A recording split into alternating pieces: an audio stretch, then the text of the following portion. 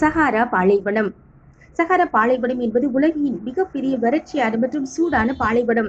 இது அல்ஜீரியா, எகிப்து, நைஜீரியா உள்ளிட்ட வட ஆப்பிரிக்க காடுகளில் பரவியுள்ளது. இந்த பாலைவனத்தில் பகல் நேர வெப்பநிலை 50°C அதிகமாக இருக்கும். இந்த பாலைவனத்தில் மழை என்பது அரிது. கண்ணுக்கு எட்டிய தூரம் வரை தண்ணீர் இருக்காது. திடீரென உருவாகும் மணல் புயல்கள் பல மைல் தொலைவிற்கு மணலை அள்ளி வீசும். இதன் காரணமாக சுற்றளவில் பல 100 கிலோமீட்டர் தூரம் வரை குடியிருப்புகள் இருப்பது இல்லை. பல்வேறு காரணங்களால் இந்த பாலைவனத்தை கடந்து செல்வது என்பது ஆபத்தான ஒன்றாக கருதப்படுகிறது. இதில் சுவாரஸ்யமான தகவல் என்னவென்றால், ஆயிரக்கணக்கான ஆண்டுகளுக்கு முன்பு சஹாரா பாலைவனம் என்பது புல்வெளிகள், ஏரிகள், ஒட்டகச்சிவிங்கிகள் என்று பசுமையான பகுதியாக இருந்தது. ஆனால் காலநிலை மாற்றத்தால் இன்று உலகின் மிக கடுமையான வெப்ப பாலைவனங்களில் ஒன்றாக மாறியுள்ளது.